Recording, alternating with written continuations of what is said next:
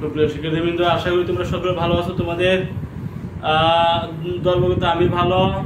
আজকে তোমাদের জন্য আরেকটি ক্লাস, সেটা তোমাদের লগারিদমের ধারণা ও প্রয়োগ অনুশীলনের অঙ্কগুলো আমরা করতেছি। আজকে আমরা করব বাকি যে অঙ্কগুলো এগুলো করার চেষ্টা করি আমরা। যেমন 7 নম্বর অনুশীলনী 7 নম্বর অঙ্কটা আমরা একটু দেখি।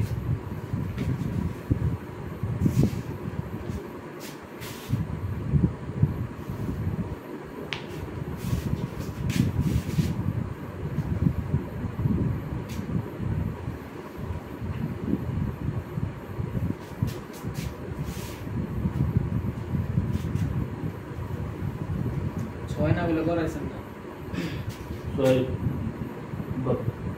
1918 সালের 8 জুলাই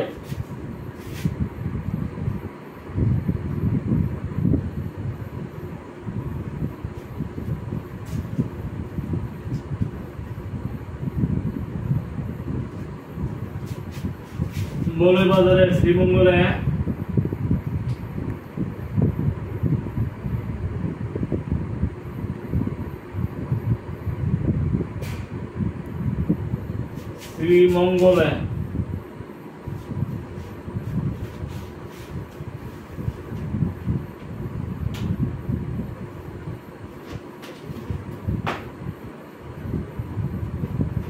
যে ভয়াবহ ভূমিকম্প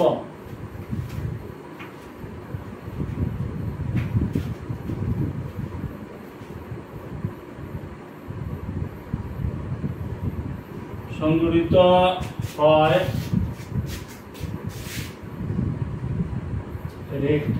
রিক্টার স্কেলে,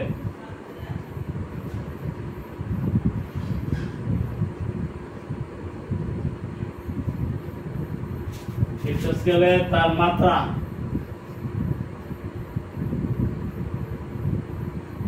7.6।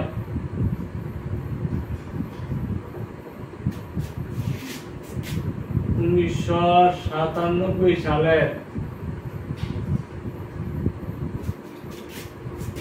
22শে নভেম্বর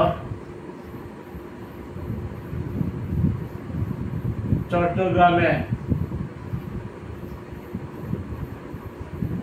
যে ভূমিকম্প সংঘটিত হয়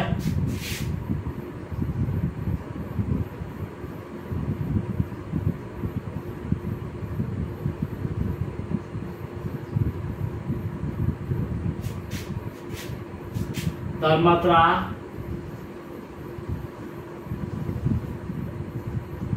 6 রেকর্ড করা হয়।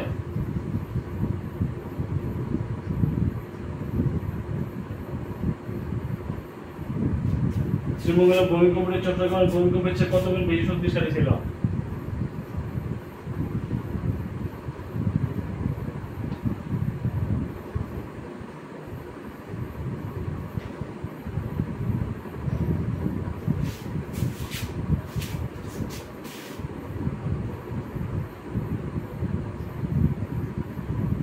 চট্টগ্রামে ভূমিকম্পের চেয়ে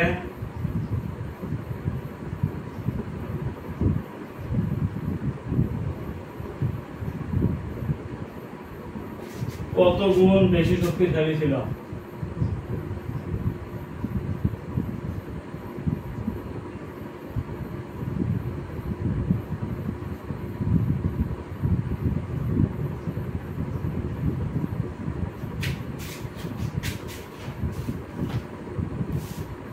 আমরা একটু পড়ি। 1918 সালের 8 জুলাই মৌলভীবাজারের শ্রীমঙ্গলে যে ভয়াবহ ভূমিকম্প সংঘটিত হয় রিক্টার স্কেলে তার মাত্রা 7.6। মৌলভীবাজারের যে শ্রীমঙ্গলের যে ভূমিকম্প তার মাত্রা 7.6 ছিল। 97 সালের 22শে নভেম্বর চট্টগ্রামের যে ভূমিকম্প 7.0 রেকর্ড করা হয়। শ্রীমঙ্গলের ভূমিকম্পের চেয়ে চট্টগ্রামের ভূমিকম্প কত গুণ বেশি শক্তিশালী ছিল?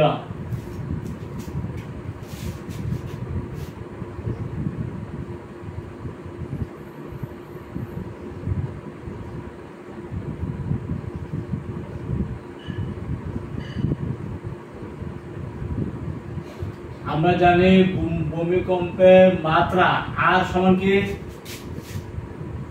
log I by s। এখানে I হলো ভূমিকম্পের সর্বোচ্চ তীব্রতা 100 কিলোমিটার এলাকা জুড়ে যে ভূমিকম্পের সর্বোচ্চ তীব্রতা এটা হলো I, আর s হলো আদর্শ ভূমিকম্প তীব্রতা। এখন I কে এত ভাগে আমরা লগ নিলে আমরা ভূমিকম্পের মাত্রা পাবো। তাহলে আমরা তাদের যে মাত্রাগুলো দেওয়া আছে এখানে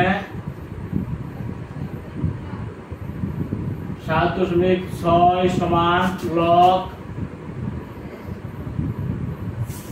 শ্রীমঙ্গলের ভূমিকম্প, শ্রীমঙ্গলের s অথবা 10 টু দি পাওয়ার 7.6 সমান I Sreemangal s।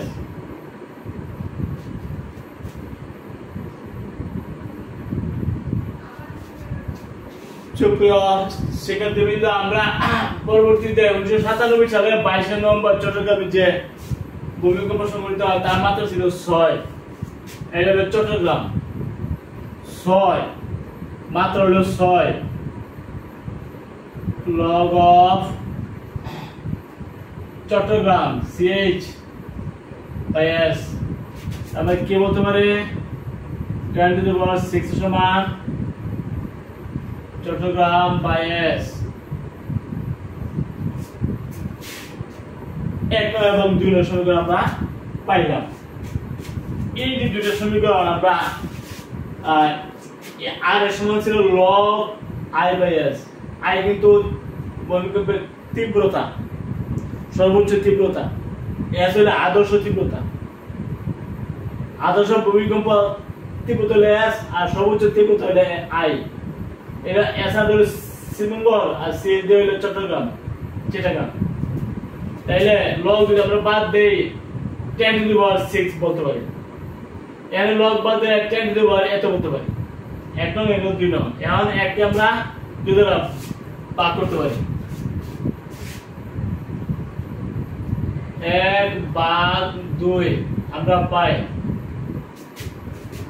10 to the power 7.6 ভাগ দিলাম I শ্রীমঙ্গল I চিটাগাং। তাহলে আমরা কি পাই 10 to the power 7.6 minus 6।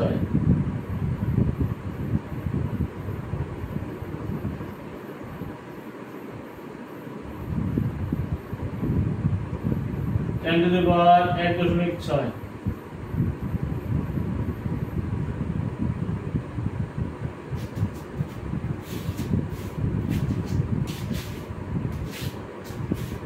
Ten to the power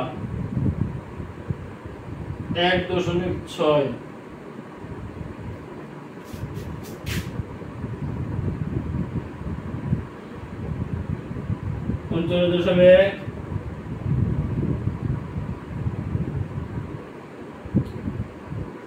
81.071।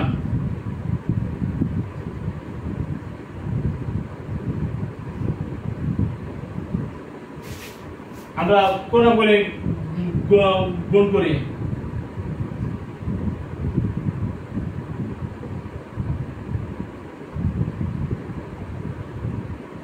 এটা প্রায় 40, তাই না?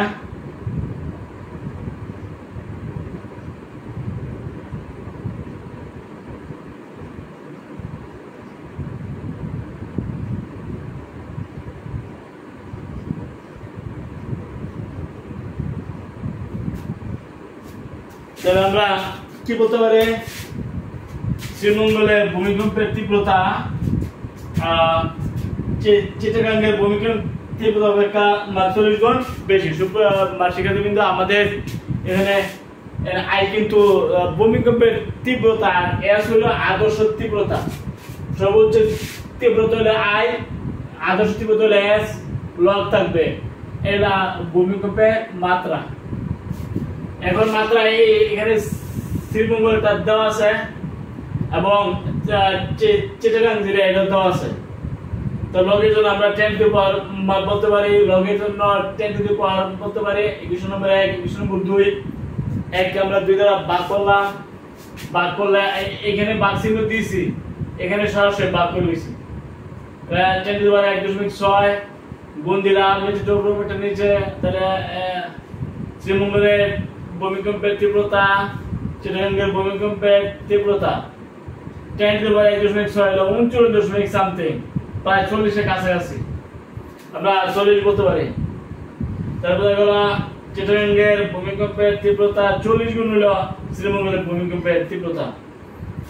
ঠিক আছে, আমরা এভাবে যদি মাত্রা দেওয়া থাকে তাহলে তীব্রতা কোয়ালিটি আমরা পাইতে পারি, কার তীব্রতা কত গুণ বড় বা ছোট।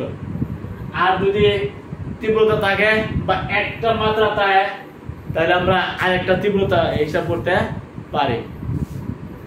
সুপ্রিয় শিক্ষার্থীবৃন্দ, আমরা করলাম এবার আমরা অনুশীলনী আমরা করছি পেজ নম্বর 80, পেজ নম্বর 80 7 নম্বর আমরা করছি।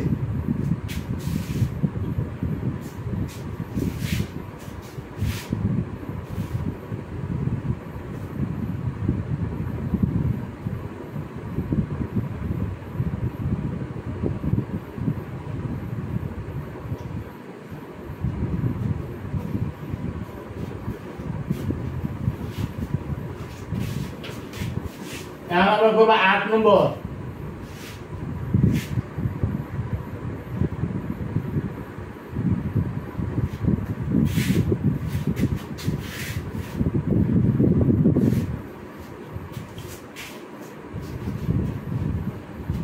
তোমরা বই খাতা নিয়ে অঙ্কটা ধরতে পারো।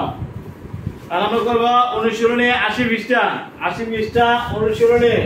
তারপরে তুমি ধারণা করো এটা অনুশীলনী 80 পৃষ্ঠা 8 নম্বর অঙ্কটা করব।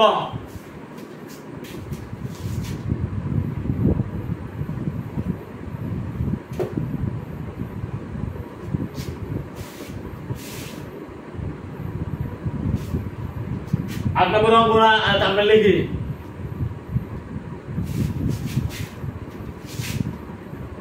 কোন এক সময় জাপানে একটি ভূমিকম্প সংঘটিত হয়।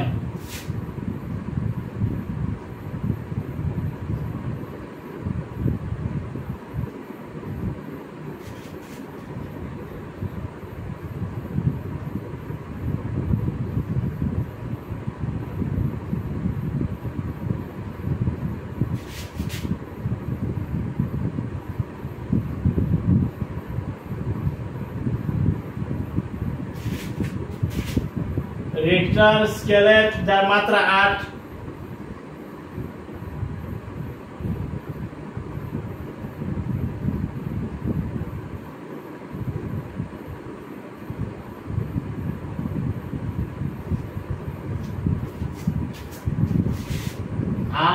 রেকর্ড করা হয়।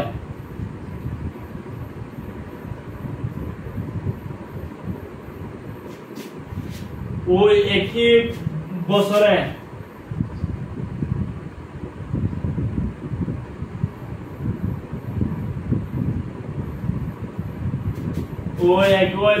সেখানে আরো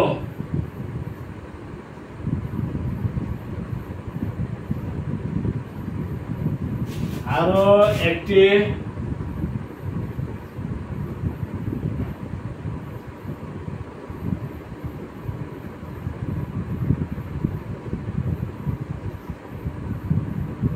সংঘটিত হয়, যা পূর্বের চেয়ে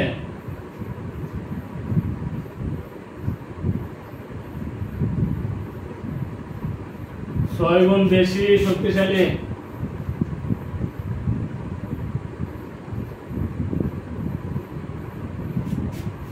রিক্টার স্কেলে পরবর্তী ভূমিকম্পের মাত্রা কত ছিল?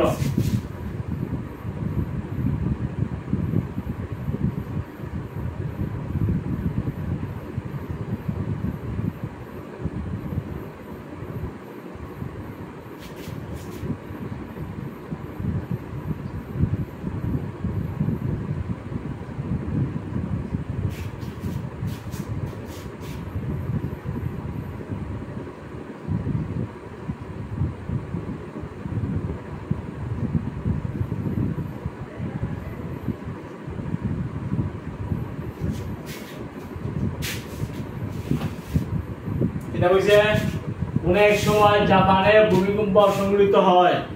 জাপানে আসলে দুইটা ভূমিকম্প সংঘটিত হয়, একটা হলো পরে একটা হলো পূর্বে।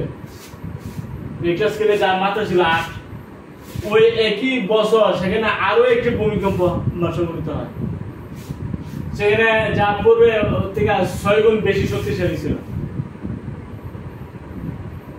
রিক্টার স্কেলে পরবর্তী ভূমিকম্পের মাত্রা কত ছিল? তাহলে একটা নামে ধরতে পারে I1, আরটা ধরতে I2। I1 হলো প্রথমটা, পরেরটা তোমার I2, ঠিক আছে? তো প্রথমটার মাত্রা দেওয়া আছে,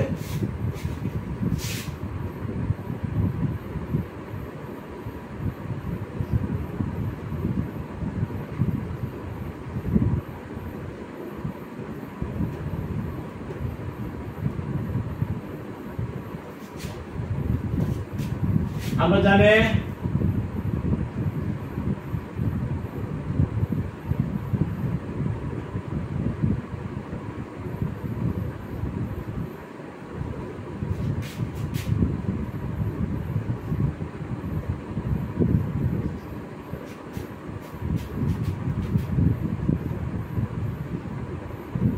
এখানে মাত্র 8, তাই না? 8 সমান log of I Japan 1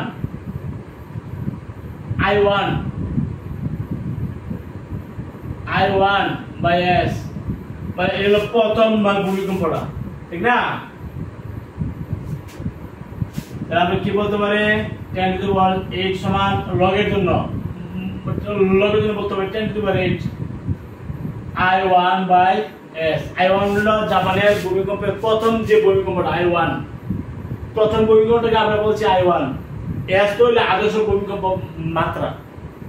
তাহলে আমরা এটাকে এক নম্বর সমীকরণ বলতে পারি। 2 নম্বর দ্বিতীয় শর্ত দেওয়া আছে আর একটু পরবর্তী ভূমিকম্পের যেটা এটা পূর্ববর্তী ভূমিকম্পের যে 6 গুণ বেশি শক্তিশালী ছিল।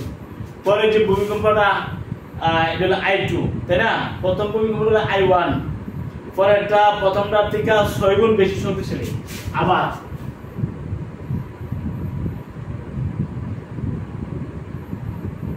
I2 সমান 6 I1, পরের ভূমিকম্পটা হলো I2, প্রথমটার থেকে 6 গুণ বেশি শক্তিশালী, তার মানে 6 I2 6 I1। আমরা এর দ্বারা ভাগ করতে পারি না? এর দ্বারা ভাগ করতে পারি। লগ দিতে না, লগ দিতে পারি, এখানেও আমরা লগ দিতে পারি। পরে আমরা পরবর্তী ভূমিকম্পের মাত্রা কিন্তু আমরা পাইছি। এটা আর পেয়ে দিলে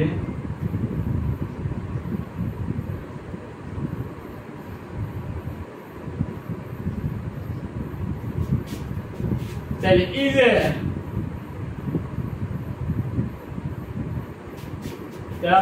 এর সমান কি বলতে পারি? log 6, তাই না? log 6 plus log I1 by S।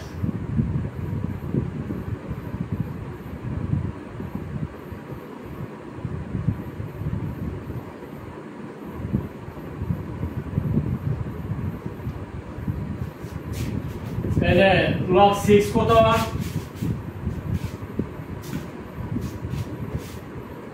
log 6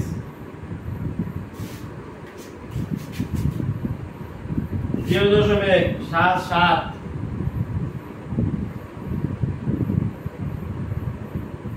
125 plus এই যে log I1 by S কত? log I1 by S অর্থাৎ ওই যে ভূমিকম্পের মাত্রা, প্রথম ভূমিকম্পের মাত্রা log I1 by S হলো তোমার 8, তাহলে এখানে 8 বলতে পারি, তাই না? এটা আমরা 8 এর লগে যোগ করব, যোগ 8 8.7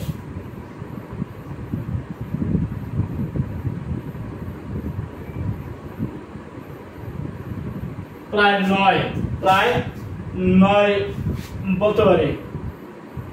আর যদি 9 না বলি তাহলে 8.77 এত, তাই না? তাহলে এটা হলো পরবর্তী যে ভূমিকম্পের মাত্রা 8 সামথিং, প্রায় 9 এর কাছাকাছি, 9 এর কাছাকাছি।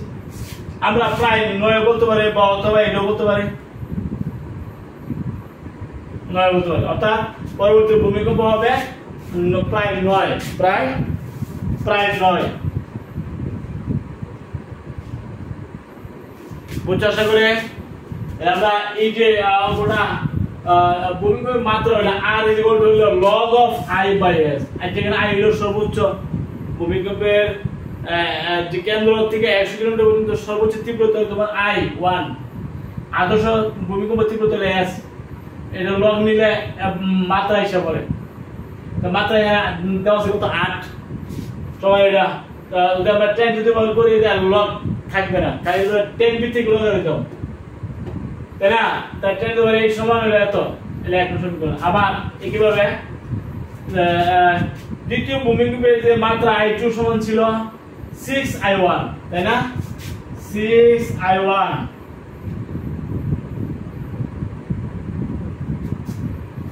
তাহলে আমরা s দ্বারা ভাগ করছি, লগ নিছি, লগ নেওয়ার পরে এখানে log of i2 by s হলো দ্বিতীয় ভূমিকম্পের মাত্রা, তাই না? এই যে আর প্রথম ভূমিকম্পের মাত্রা হলো এটা, দ্বিতীয় ভূমিকম্প হলো তোমার i2 দিয়ে বলছি। এখন log ab, log a plus log b, এখন log i1 by s কিন্তু 8, তাহলে এখান থেকে আমরা 8 বলতে পারি। আর log 6 হলো এত প্লাস 8, তার মানে 8 কত, তার মানে 9 এর কাছে আছে। ইউবে তোমরা 80 মিটার যার নম্বর অঙ্কটা, এই যে অঙ্ক তোমাদের আসতে পারে, পরীক্ষা আসতে পারে। এই নিয়মটা ভালো করে করবে, যে মাত্রা দেওয়া থাকে, দ্বিতীয়ত দেখা গেছে যে তীব্রতা একটা প্রতিকূল শক্তিশালী এরকম দেওয়া থাকে, তাহলে আমরা কিভাবে সিস্টেম করে আমরা লগ নিব, তারপরে এর দ্বারা ভাগ করব, তো দেখা গেছে সূত্র হিসেবে করে লগ এ সমান লগ এ প্লাস লগ বি সূত্র নিবা।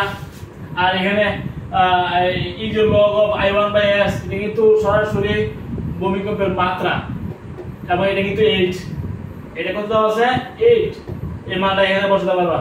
আর এখানে log 6 এর মান হলো এত, 6 এর log 6 এর মান আর 8 এত, প্রায় 9 এর কাছে আছে। এটা কিন্তু দ্বিতীয় ভূমিকম্পের মাত্রা ছিল। আমরা কি করছি, ওই দিকে log নিছি, আবার ওই দিকে s দ্বারা ভাগ করছি, ফলে সূত্র এসে পড়ছে, তাই না? তাহলে আমরা এইভাবে অঙ্ক আসতে পারে, যদি আসে তাহলে তুমি করবা। দেখে যে একটা মাত্রা দেওয়া থাকে, আর একটা শর্ত দেওয়া থাকে, এই শর্ত থেকে মাত্রা পাওয়া যায়, সব, এবং দ্বিতীয় ভূমিকম্পের মাত্রা পাওয়া যায়। বুঝছো আশা করি? আমরা এরপর অঙ্কটা করি। এরপর হলো 9।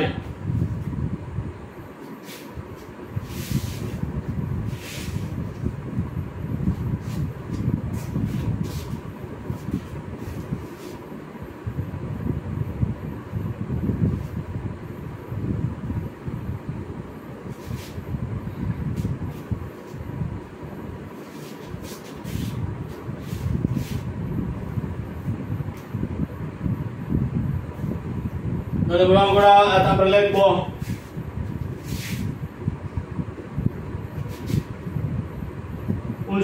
সালের জুলাই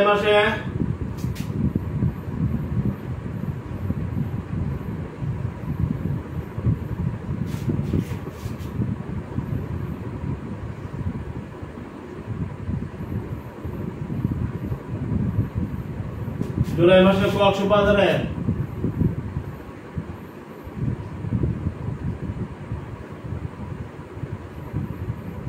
মহেশখালীতে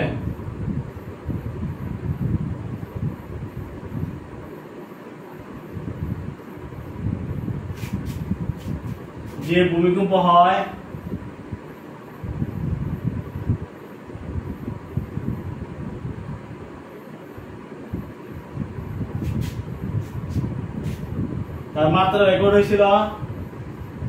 তার মাত্রা রেকর্ড হয়েছিল,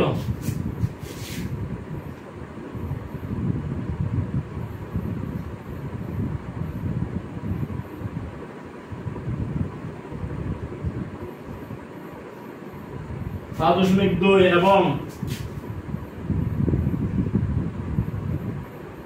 2023 সালে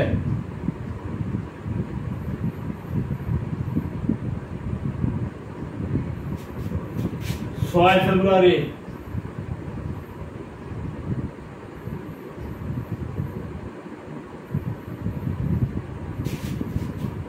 তুরস্কের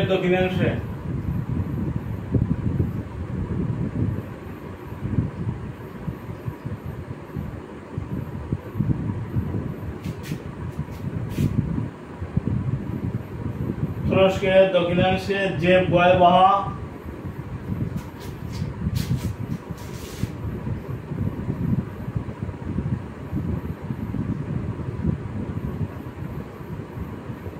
ভূমিকম্প সংঘটিত হয়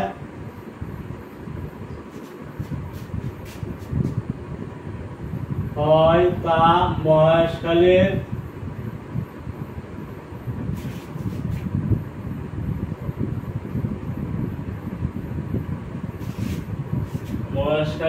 ভূমিকম্পের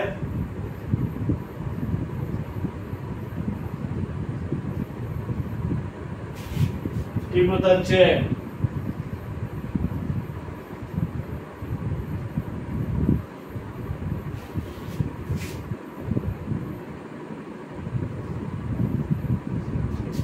তীব্রতা চেয়ে 398 গুণ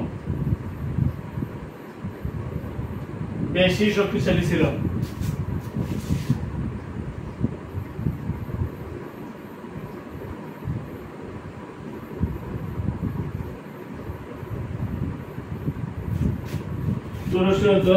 তুরস্কের দক্ষিণাংশের ভূমিকম্পের মাত্রা কত ছিল?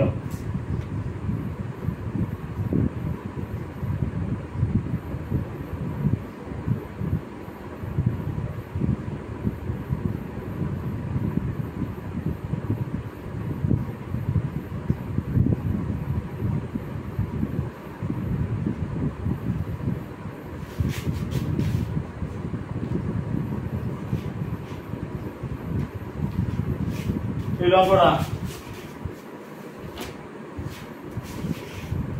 1999 সালে জুলাই মাসে কক্সবাজারে মহেশখালীতে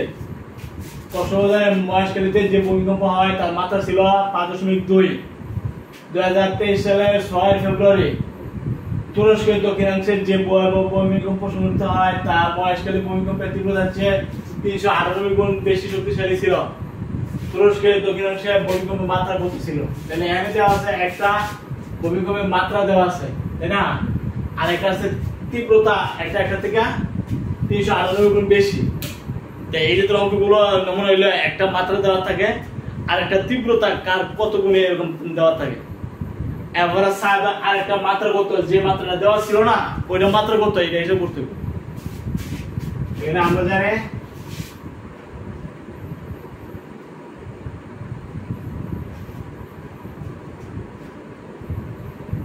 ভূমিকম্পের মাত্রা, ভূমিকম্পের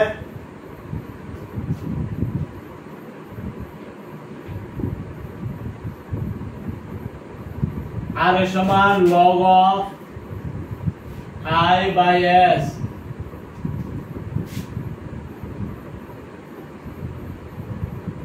এখানে দেওয়া আছে 5.2 সমান log of I, মানে এটা হলো কক্সবাজার না,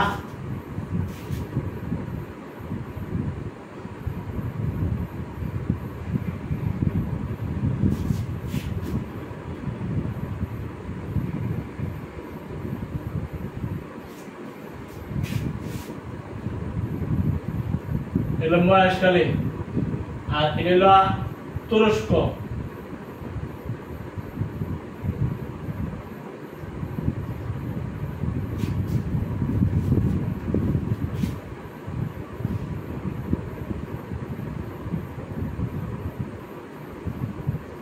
মহেশখালী, তাই না? আমরা এই লগের জন্য কি বলতে পারি? 10 টু দি পাওয়ার বা 10 to the power 5.2 Maheshkhali by S। যেখানে এস হলো আদর্শ ভূমিকম্প তীব্রতা আর এটা হলো মহেশখালীর ভূমিকম্প তীব্রতা হলো আই এর নাম দিয়ে রাখছি। এই একটা সমীকরণ 1 নং সমীকরণ 2 নং সমীকরণ আবার এর কি দেওয়া আছে মহেশখালীর ভূমিকম্পের তীব্রতা যে 358 গুণ বেশি শক্তিশালী ছিল তুরস্কেরটা, তাই না? আবার তুরস্কের ভূমিকম্পের তীব্রতা সমান মহেশখালী ভূমিকম্পের তীব্রতা 398 গুণ বেশি।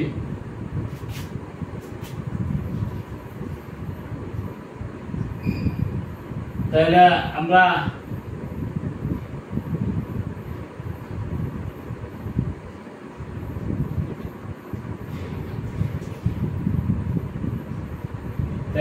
এর দ্বারা ভাগ করতে পারি, এর দ্বারা ভাগ করলাম, হ্যাঁ, লগ নিলাম, এর দ্বারা ভাগ করলাম, লগ নিলাম।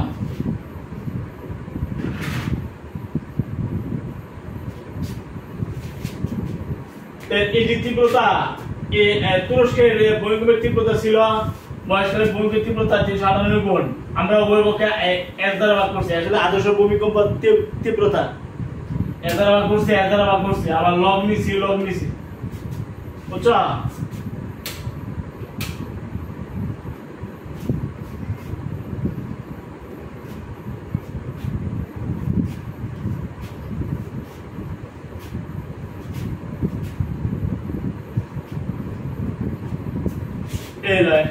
ঠিক আছে।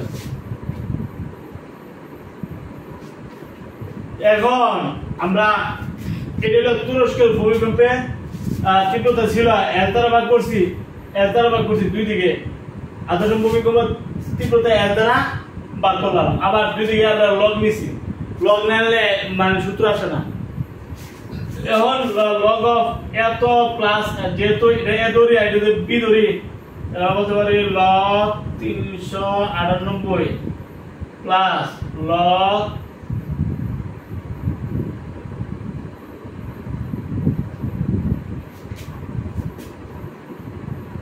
তাহলে এই হলো তুরস্কের ভূমিকম্পের তীব্রতা এর দ্বারা ভাগ করছে, লগ নিছি, তাহলে তুরস্কের ভূমিকম্পের মাত্রা, তাই না? লগ এই যে লগ মহেশখালীর ভূমিকম্পের তীব্রতা এবং এস দ্বারা ভাগ করে তো এটা কত ছিল 10⁵ না আই মহেশখালী এবং এস, তাহলে মানে log of I by s সমান 5.2, তাহলে আমি বলতে পারি 5.2 আর এর log 398।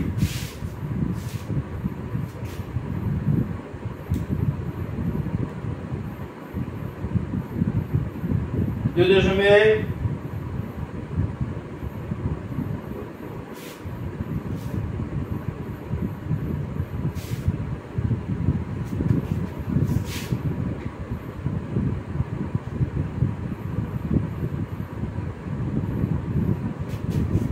বেশি 2.5 998 30 এগুলো আমরা 5.2 যোগ করব।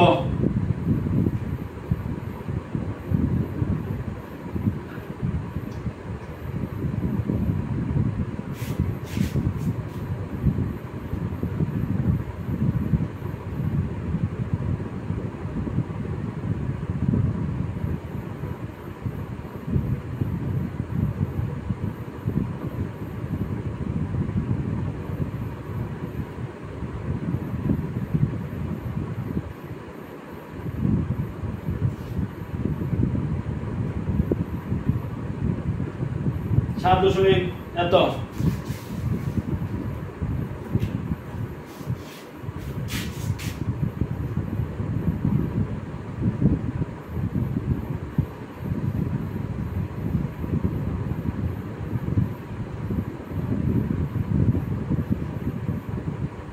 এটা প্রায় 8 এর কাছাকাছি আমরা 8 করতে পারি।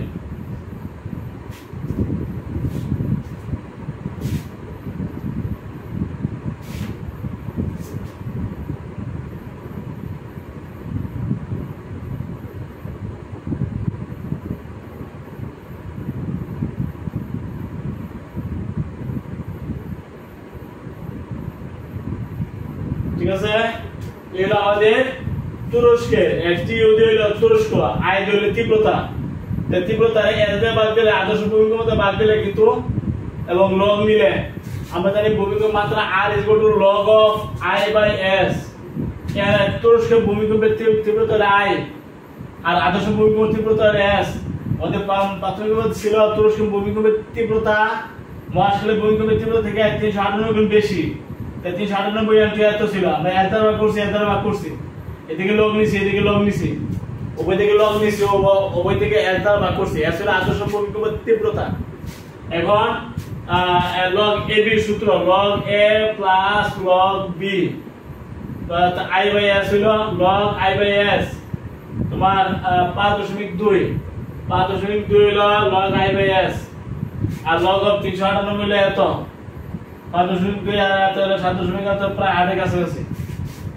তাইলে বলতে পারি তুরস্কের ভূমিকম্পের মাত্রা চাইছে, মাত্রা হলো r এর সমান log of i by s, বা তুরস্কের মাত্রা হলো i, তুরস্ক s log, এইজন্য এটাই হলো তুরস্কের ভূমিকম্পের মাত্রা r পাইছে 8। বুঝতে পারছো? আশা করি তাহলে এই যে অঙ্কগুলো আমরা লক্ষ্য করলাম যে একটা মাত্রা দেওয়া থাকে আর একটা তীব্রতা থেকে কত গুণ বেশি এটা থাকে। তো ওই দিকে আমরা s দ্বারা ভাগ করব, s হলো আদর্শ ভূমিকম্প তীব্রতা, ওই দিকে আমরা লগ নিব, লগ নিলে কিন্তু সূত্র হিসাব হয়, এদিকে সূত্র হিসাব করে এদিকে সূত্র নিয়ে এদিকে হলো log ab, হলো log a plus log b। তাহলে এটাও আরেকটা সূত্র, আমাদের log i by s হলো ভূমিকম্পের মাত্রা, এবং এটা কিন্তু প্রাথমিক এটা দেওয়া আছে, এবং এটা মহাশালের ভূমিকম্পের মাত্রা হলো 5.2 log of i মহাশালী by s 7.2, আর আমরা বসাইছি, আর এখানে log 398 মান হলো এত, জোড়া যোগ করলে প্রায় 8 এর কাছাকাছি। তাহলে এটা তুরস্কের ভূমিকম্পের মাত্রা সমান প্রায় 8। বুঝছো আশা করি?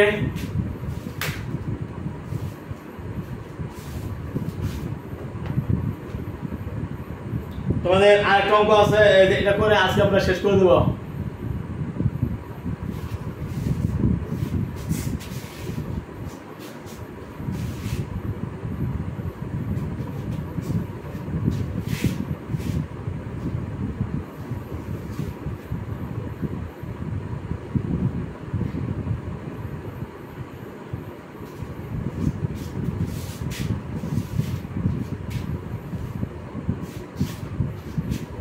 ছয় নম্বর, সেতুর 3 বিঘা জমি, সেতুর চাচার 3 বিঘা জমি আছে।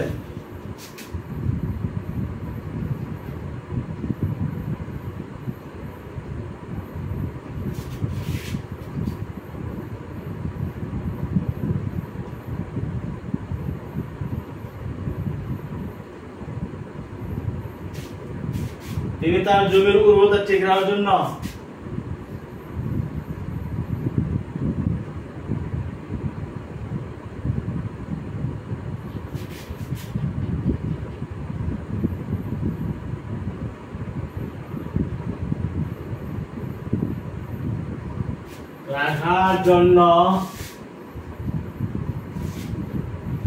প্রতি বছর 30 কেজি জৈব সার প্রয়োগ করেন।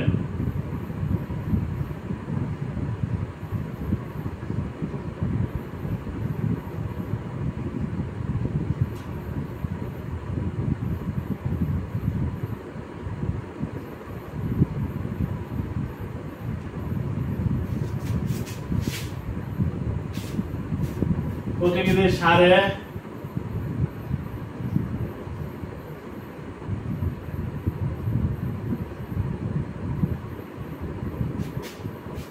যদি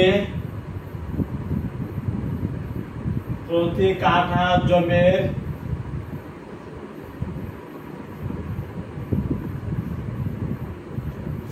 উর্বরতা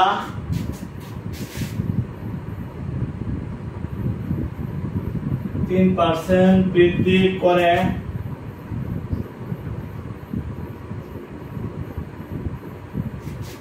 তবে সেতু চাচা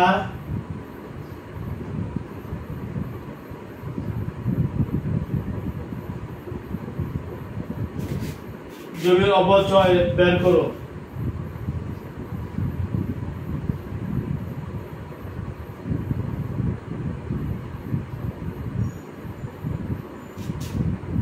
তিনি যদি জমিতে সার প্রয়োগ না করতেন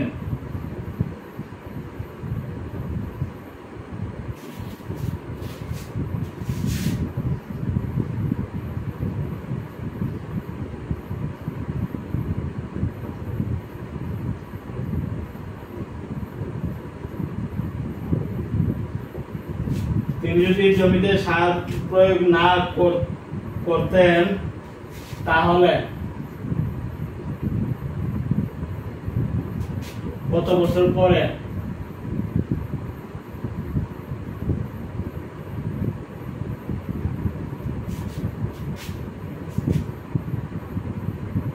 পরে তার জমিতে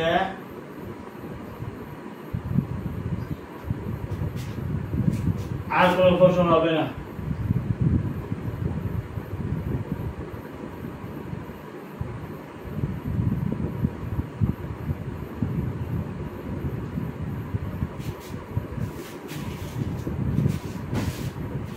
সুপ্রিয় শিক্ষার্থীবৃন্দ, আমাদের প্রশ্নটা আমি আরেকবার একটু করি যে সেতুর চাচার 3 বিঘা জমি ছিল, জমি আছে 3 বিঘা জমি আছে। তিনি তার জমির উর্বরতা ঠিক রাখার জন্য প্রতি বছর 30 কেজি জৈব সার প্রয়োগ করেন। 30 কেজি জৈব সার প্রয়োগ করেন। প্রতি কেজি সার যদি প্রতি কাঠা জমির 3% উর্বরতা বৃদ্ধি করে, সেহেতু চাচার জমির অপচয় বের করতে হবে। তিনি যদি জমিতে সার প্রয়োগ না করতেন কত বছর পরে জমিতে আর কোনো ফসল হবে না। মানে প্রথমে অবচয় করতে হবে। জমি হইল 3 বিঘা, 1 বিঘার উপর 20 কাঠা, তাই না? 3 বিঘা কত? 60 কাঠা। 60 কাঠা জমিতে সার দেয় 30 কেজি। 3 কাঠা সমান 3 into 20, 3 কাঠা লাগে 3 বিঘা, 3 বিঘা।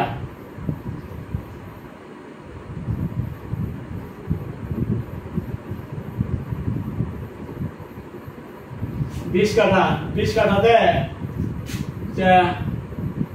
সার দিছি 30 কেজি, তাই না?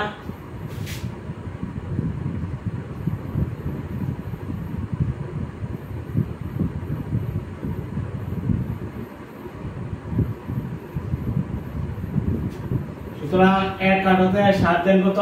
30/60, হাফ কেজি।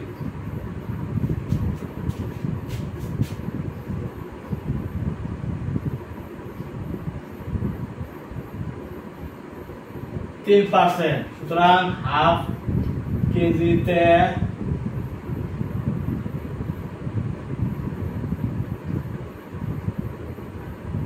কাঠায় উর্বরতা হাফ ইন্টু 3%, তাইলে 3/2%, তাহলে 1.5% উর্বরতা।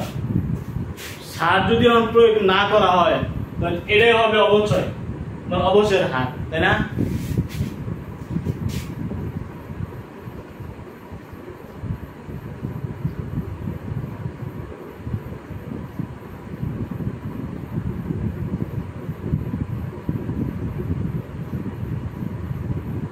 অবচয় এটাই, ঠিক আছে?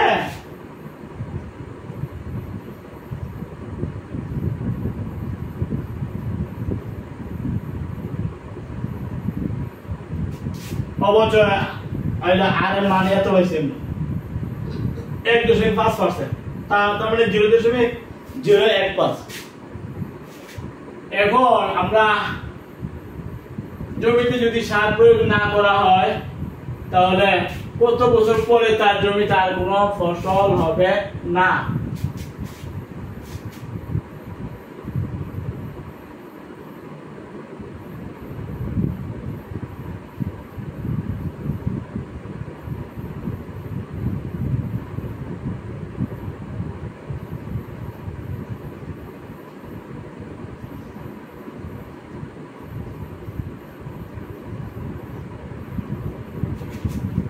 Now we have 0.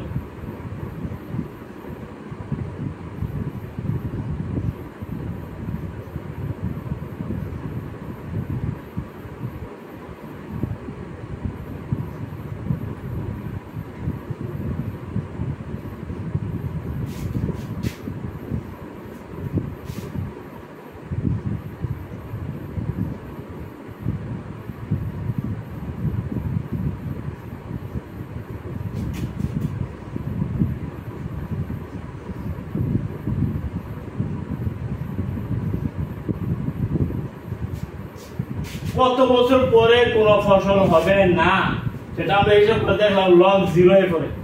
বৃত্তি ঠিক আছে কিন্তু লগ 0 আসে, তাহলে যে কোনো বৃত্তির জন্য বৃত্তি লগ যদি 0 হয় তার কোনো লগারিদম 0 কোনো মান নাই। এটা হলো একটা অবাস্তব, যা অবাস্তব, কারণ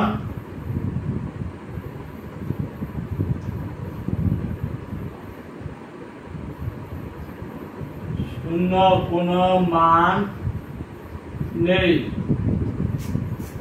তাহলে আমরা এই যে কত বছর পরে কোনো ফসল হবে না, ফসল হবে না মানে 0 তো হবে p0 p ইনটু এত, তাহলে আমরা p বাদ দিতে পারি 1 মাইনাস r এর মান হলো অবশ্যই হার হলো 1.5%, তার মানে 0.015 আমরা নিলাম। কিন্তু এখানে অবচয় যদি কোনো ফসল না হয় তো সেক্ষেত্রে কিন্তু p0 আসে, তাই না? যদি 0 হয় তাহলে 1 মাইনাস এত, তার মানে 0.985 এখন আসে। যদি আমরা এই সূচকের সম্পর্কে যদি আমরা লগ ইনে যাই তাহলে লগ অফ বিতে আসে পরে এত এবং এই 0 আসে পরে এখানে লগ 0 এবং এই হলো t টাইম। তাহলে এই যে লগ 0 বিতে আছে কিন্তু লগ 0 থাকাতে তার কোনো বাস্তব মান নাই, যেহেতু লগারিদম ঋণাত্মক হয় না এমনকি 0 হয় না। লগারিদম 0 যেমন নেগেটিভ হয় না 0 হয় না, তাহলে 0 কিন্তু তার কোনো মান নাই, যা অবাস্তব, কারণ লগারিদম 0 কোনো মান নেই। তাইলে আমরা কি বলতে পারি যে যেহেতু অসম্ভব একটা t এর মান আসছে তার মানে ফসল 0 হবে, একসময় ফসল হবে না এমন কোনো নাই। ফসল তো যেমন গুলো ফসল হবে কম হবে, উৎপাদন হবে কম, কিন্তু ফসল 0 হবে এমন কোনো ঘটনা নাই। তার মানে আমাদের প্রশ্নের মধ্যে কত বছর পর জমিতে কোনো ফসল হবে না, ফসল এটা আনফিট। আসলে ফসল হয় না এমন না, অল্প হয়, মাত্রা কম হইতে পারে, ফসলের মাত্রা কম হয় কিন্তু ফসল হবে না এমন কোন মানে কথা সমীচীন নয়। যে 0 আমরা দিছি ফসল না হলে 0 বলতে হবে, 0 পয়সা হিসাব করে আমরা যে হইছে লগ 0 আসে পড়ে, লগ যদি 0 আসে তাহলে বাস্তব কোনো মান পাওয়া যায় না। অর্থাৎ আমাদের প্রশ্ন যে ফসল হবে না, কত সময় পরে ফসল হবে না, প্রশ্ন কি সমীচীন প্রশ্ন হয় নাই, সমীচীন প্রশ্ন হয় নাই। অর্থাৎ ফসল হবে, অল্প হইতে পারে, মাত্রা কমে যেতে পারে, সার না দিলে মাত্রা কমে যেতে পারে, কিন্তু ফসল হবে।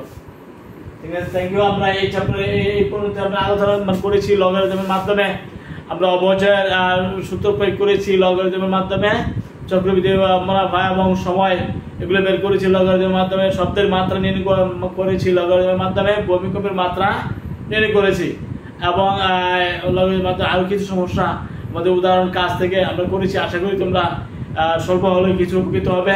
প্রত্যেকের শিক্ষার্থীকে একটা অনুরোধ রইল, তোমরা প্রতিটি ক্লাস এগুলো একটু ফলো করবা, ফলো করে তোমাদের জন্য কিছুটা হলেও উপকার হতে পারে। যদি তোমাদের কিছু উপকার হয় তাহলে আমি মনে করি আমাদের এই পরিশ্রম কিছু সার্থক হবে। ঠিক আছে, সবাই ভালো থাকো। আসসালামু আলাইকুম।